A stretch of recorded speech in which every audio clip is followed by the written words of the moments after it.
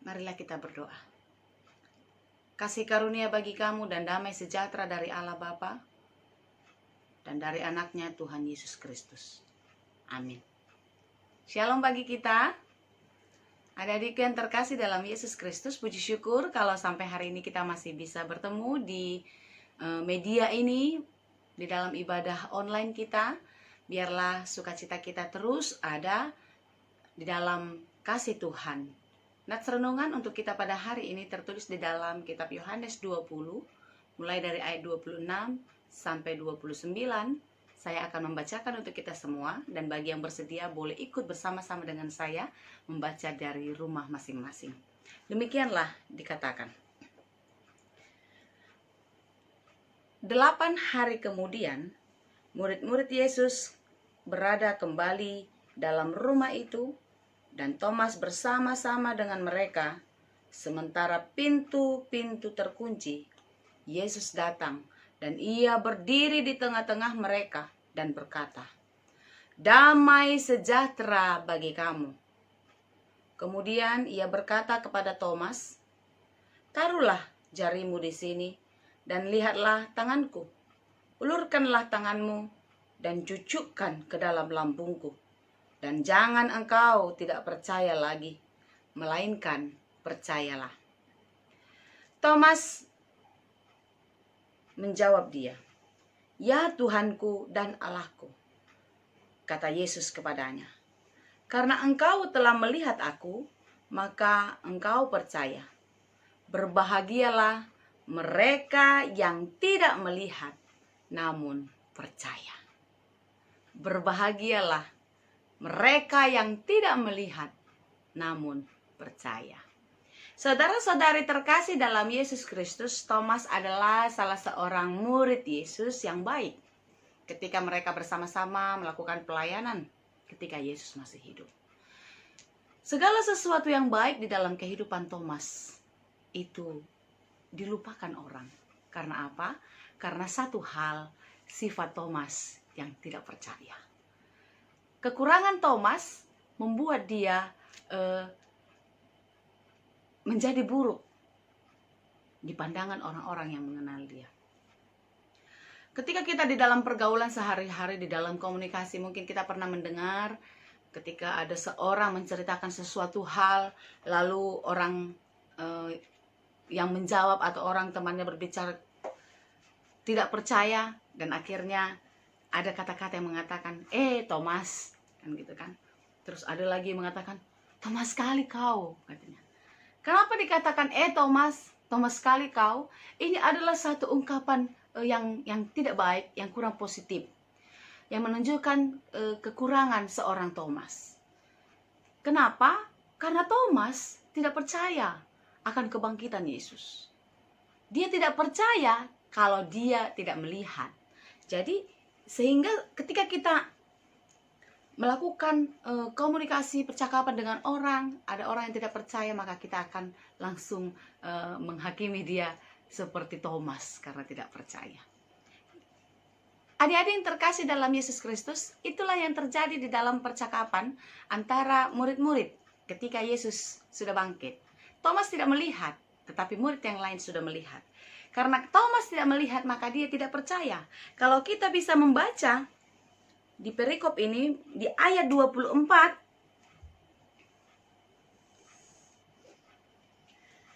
di ayat 24 dikatakan, "Tetapi Thomas, seorang dari ke-12 murid itu yang disebut Didimus, tidak ada bersama dengan mereka karena Yesus datang ke situ." Maksudnya ketika Yesus datang bersama menemui para murid, Thomas tidak ada. Jadi Thomas tidak tahu kalau Yesus itu sudah bangkit. Maka kata murid-murid yang lain itu kepadanya, "Kami telah melihat Tuhan." Kami telah melihat Tuhan. Murid-murid berkata seperti itu. Tetapi Thomas berkata kepada mereka, "Sebelum aku melihat bekas paku pada tangannya, dan sebelum aku mencucukkan jariku ke dalam bekas paku itu, dan mencucukkan tanganku ke dalam lambungnya, sekali-kali aku tidak akan percaya." Kalau belum dicucukkan tangannya ke bekas paku, belum dicucukkan tangannya ke lambung yang luka itu, Thomas tidak percaya. Jadi kalau dia belum melihat nyata dengan mata jasmaninya, dia tidak percaya. Inilah gambaran kehidupan orang Kristen pada akhir-akhir ini.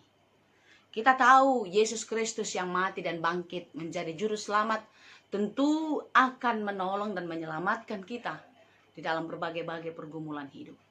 Tetapi itu hanya sebatas ketika kita mendengar firman saja. Ketika kita mendengar dan kita mengaminkan, kita percaya Yesus itu akan menolong. Tapi bila kita diperhadapkan dengan pergumulan, ketika kita diperhadapkan dengan kesulitan, pencobaan hidup, banyak orang yang tidak percaya. Banyak orang yang tidak sabar menanti pertolongan Tuhan. Sehingga banyak orang-orang yang mencari pertolongan di luar daripada Tuhan. Karena apa? Karena mereka meragukan. Seperti Thomas, meragukan kehadiran Yesus. Orang-orang Kristen pada akhir-akhir ini meragukan pertolongan Tuhan. Apalagi sekarang kita mungkin beberapa minggu ini, bulan bahkan, kita sedang bergumul di dalam pergumulan berat, pergumulan kita sama. Ya, apalagi kita yang tidak terkena saja, yang sehat, merasakan ini adalah satu beban yang berat. Apalagi teman-teman kita yang terdampak langsung oleh pandemi COVID ini. Penderitaan, penyakit, kehilangan pekerjaan, dan lain sebagainya membuat dia meragukan kehadiran Tuhan. Membuat dia meragukan pertolongan Tuhan di dalam kehidupannya.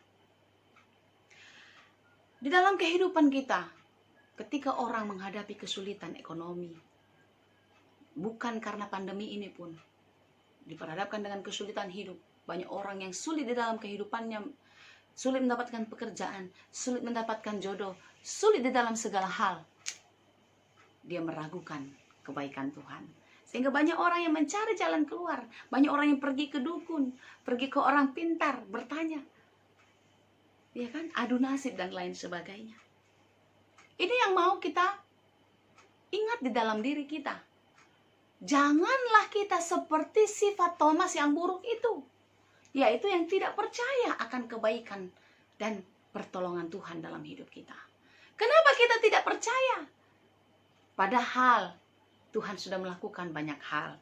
Sebagai orang Kristen, kita sudah diberitahu bagaimana Tuhan menyelamatkan kita, menebus kita dari segala dosa-dosa kita. Yesus mati bukan karena dosanya. Yesus dihukum bukan karena kesalahannya, tetapi karena kesalahan kita, karena dosa-dosa kita. Thomas ini adalah seorang yang skeptis, yang sinis, ya. Jadi itu tidak perlu kita tiru. Dia meremehkan berita yang dia dengar, padahal berita itu adalah satu berita yang besar. Kita harus menghilangkan pikiran yang seperti itu di dalam kehidupan kita. Mari kita jalani hidup ini dengan santai, dengan keyakinan kalau Tuhan akan berikan hikmat dan pengetahuan kepada kita untuk memahami setiap peristiwa yang terjadi di dalam kehidupan kita. Banyak hal yang terjadi di dalam kehidupan kita. Dan banyak juga pekerjaan yang sudah dikerjakan Tuhan dalam kehidupan kita. Sekarang mari kita menggali hati kita. Apakah kita bisa merasakan pekerjaan Tuhan yang sudah dikerjakan dalam kehidupan kita? Mari kita melihat. Banyak orang yang bisa melihat ketika hal-hal besar terjadi di dalam hidupnya. Disitulah dia merasakan kehadiran Tuhan. Disitulah dia merasakan Tuhan sudah menjawab doa-doanya. Dengan tidak melihat banyak hal-hal yang sudah dipegang, yang sudah dia pegang adalah pemberian Tuhan. Karena apa? Karena dia selalu melihat ke atas. Karena dia selalu melihat keluar. Dia selalu merasa kurang beruntung dari orang lain. Kayaknya aku ini sama kok dengan dia. Usahaku sama, dia gigih, saya juga gigih. Dia berdoa, saya juga berdoa. Ya, kok dia doa-doanya cepat dijawab oleh Tuhan? Kok apa yang dia dapatkan jauh lebih baik dari saya? Kita selalu sering seperti itu. Kita melihat bagaimana kemurahan Tuhan terjadi dalam kehidupan orang lain. Tapi kita melupakan kebaikan yang sudah diberikan Tuhan kepada kita. Itu samalah seperti seorang yang sudah memegang telur. Dia sudah memegang telur. Tetapi ketika dia melihat burung di udara, dia melepaskan telurnya. Banyak berkat-berkat Tuhan yang sudah kita terima sebenarnya, tapi tidak kita syukuri karena kita melihat lebih banyak rasanya berkat-berkat yang diberikan Tuhan kepada orang lain. Adik-adikku yang terkasih dalam Yesus Kristus, hidup ini adalah sementara. Di dalam perjalanan hidup yang sementara ini, pakailah hidupmu untuk hal-hal yang berguna.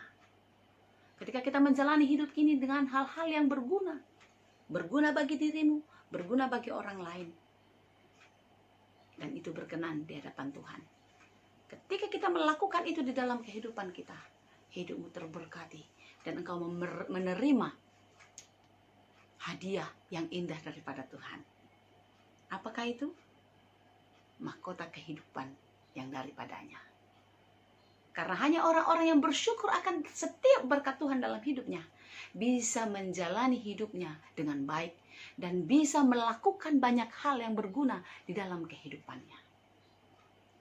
Karena itu adik-adikku yang terkasih dalam Yesus Kristus, marilah kita menghitung segala berkat yang sudah kita terima dalam hidup ini dari Tuhan, sehingga kita mampu bersyukur dan percaya akan pertolongannya, dan mampu bersyukur dan selalu setia untuk terus menyembah dan berserah kepadanya.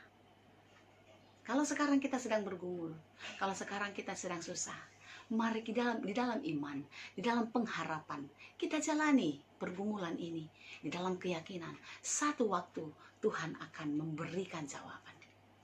Di dalam keyakinan satu waktu Tuhan akan menolong kita. Sebenarnya dari awal Tuhan sudah menolong kita, tapi mungkin iman kita terlalu rendah untuk memahami pertolongan Tuhan. Karena itu adik-adikku, teruslah merendahkan hati dan teruslah berdoa, mendekatkan diri kepada Tuhan. Minggu kita pada minggu ini adalah Minggu Rogate, yang artinya berdoa. Berdoalah terus, baik itu dalam keadaan suka maupun dalam keadaan susah. Baik dalam keadaan baik maupun dalam keadaan tidak baik. Baik dalam keadaan sakit maupun dalam keadaan sehat. Teruslah berdoa kepada Tuhan. Karena di dalam doa kita bisa menyampaikan seluruh harapan kita, seluruh keinginan kita kepada Tuhan. Tetapi di dalam iman kita akan mendapatkan yang terbaik daripada Tuhan. Amin. Amin. Rasakanlah pertolongan Tuhan setiap hari dalam hidupmu. Kalau sekarang kita sedang susah, kalian sedang susah, mungkin belajar online susah, bekerja di rumah susah, dampak dari pandemi ini kalian menjadi susah, saya juga susah, semua kita susah, semua kita terdampak.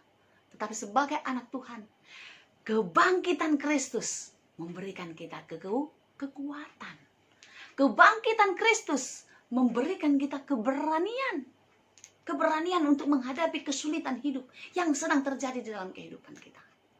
Kekuatan untuk menghadapi berbagai tantangan yang sedang kita alami sekarang. Percayalah, Tuhan tidak pernah meninggalkan kita. Dari pertama kita bergumul, dari pertama kita sakit, dari pertama kita menderita, Tuhan sudah bekerja. Ada satu cerita, mungkin kita sudah pernah membaca atau mendengar cerita ini. Ada seorang Kristen yang baik, seorang Kristen yang teguh, yang tekun, yang percaya kepada Tuhan, percaya akan kuasa, percaya akan pertolongan Tuhan terus terjadi dalam hidupnya. Satu waktu musim hujan, lalu lingkungan tempat dia tinggal kebanjiran. Orang-orang sudah pada mengungsi, tapi dia tidak mau mengungsi, ya. Dia terus berdoa, Tuhan tolong hentikan hujan dan surutkanlah banjir ini. Dia berdoa. Lalu hujan tidak surut, berhenti, dan banjir pun semakin tinggi. Ketika banjir semakin tinggi, lalu dia naik ke lantai 2 rumahnya dan terus berdoa, Tuhan tolong Tuhan. Nah, ketika dia naik ke lantai 2 rumahnya, dia melihat ada perahu karet yang memanggil dia, ayo Pak, ayo, gitu ya, mengungsi. Tapi dia tidak mau, dan dia terus berdoa, Tuhan tolong redahkanlah hujan ini dan surutkanlah banjir ini. Aku percaya akan kuasa-Mu, katanya. Aku percaya akan kuasa-Mu Tuhan. Nyatakanlah, redahkanlah hujan. surutkanlah banjir ini, dia berdoa. Tapi apa yang terjadi? Hujan terus dan semakin tinggi. Dia akhirnya sudah segini, lalu datang lagi perahu karet. Menolong. Ayo Pak, cepat, ini banjir sudah semakin tinggi, Bapak harus menyelamatkan diri. Ayo. Apa yang dikatakannya? Oh tidak, saya punya Tuhan yang luar biasa. Lalu dia berdoa lagi, Tuhan tolong, aku percaya akan kuasa-Mu. Sampai akhirnya dia tidak bisa lagi berdiri dengan nyaman, karena air itu sudah semakin tinggi sekali. Sekali lagi perahu karet datang. Dia juga masih tetap tidak mau dan terus berdoa. Tidak ada yang bisa dibuat oleh tim SAR pada waktu itu, tim penyelamat. Lalu akhirnya si bapak ini tenggelam dan dia mati karena banjir. Satu waktu ketika dia sudah mati, lalu dia bertemu dengan Tuhan di sana ya, di dunia lain. Dia marah kepada Tuhan. Tuhan, selama hidupku ini aku sudah percaya kepadamu. Aku ini setia. Aku yakin akan pertolonganmu. Tapi kenapa ketika banjir engkau tidak datang menolong aku? Kenapa kau biarkan aku mati seperti itu? Katanya. Dia marah kepada Tuhan. Lalu apa kata Tuhan? Hai anakku, aku tidak pernah meninggalkanmu. Aku sudah datang menolongmu. Kapan Tuhan datang menolongku? Kalau Tuhan datang aku pasti selamat, katanya. Aku sudah datang menolongmu, tapi kau tidak mau aku tolong. 3 kali perahu karet datang, itu adalah aku yang datang menolongmu. Lalu si Bapak Kristen tadi tertunduk dan menyesali dirinya. Kita ini terkadang sering seperti itu. Kita tidak merasakan pertolongan Tuhan sedang terjadi di dalam kehidupan kita. Karena apa? Karena kita mau melihat hal-hal yang besar, hal-hal yang dahsyat, hal-hal yang hebat. Sehingga kita melupakan yang sudah kita dapatkan itu adalah hal-hal yang luar biasa yang datangnya dari Tuhan. Hanya orang yang percaya sajalah yang bisa merasakan itu. Sekalipun kita tidak melihat Tuhan, sekalipun kita tidak bisa memegang tangannya, sekalipun kita tidak bisa memeluk Dia, tetapi hati orang percaya, hati orang yang beriman, dia akan terus percaya kalau Tuhan ada bersama-sama dengan dia. Kalau Tuhan ada selalu menemaninya di dalam perjalanan kehidupannya. Karena itu tema kita pada hari ini, berbahagialah orang yang tidak melihat namun percaya. Berbahagialah orang yang percaya walau tidak melihat. Jadi yang kepada prinsip iman kepada Tuhan ini bukan mengerti dulu baru percaya, tetapi percaya dulu baru mengerti.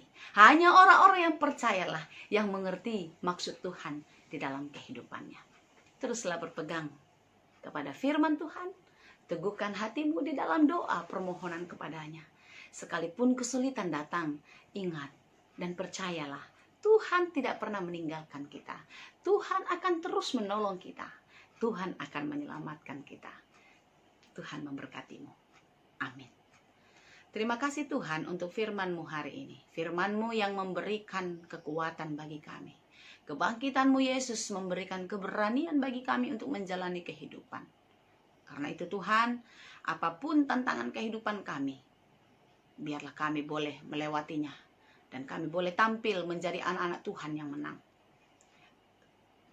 Jangan biarkan Tuhan pergumulan hidup kami membuat kami takut, membuat kami gagal, membuat kami kecewa dan tidak percaya kepadamu. Tapi biarlah itu semua Tuhan membuat kami semakin teguh dan semakin dekat kepadamu untuk terus mengangkatkan doa-doa permohonan kami. Karena Tuhan tidak pernah terlambat menjawab doa-doa kami. Tuhan akan memberikan semuanya indah pada waktunya. Terima kasih Tuhan untuk semua cinta kasih-Mu, untuk semua berkat-Mu. Biarlah kami boleh mensyukurnya dalam hidup kami. Dan kami terus percaya kepada Tuhan. Berkati semua adik-adik kami, remaja pemuda HKBP Tangerang Kota. Biarlah hidup mereka semakin diberkati. Mereka semakin percaya kepada Tuhan, sekalipun kami tidak melihat, tapi kami percaya penyertaan-Mu, pertolongan-Mu tidak pernah meninggalkan kami. Hanya di dalam Yesus kami berdoa dan mengucap syukur. Amin. Salam sehat, tetap semangat. Tuhan Yesus memberkati. Horas.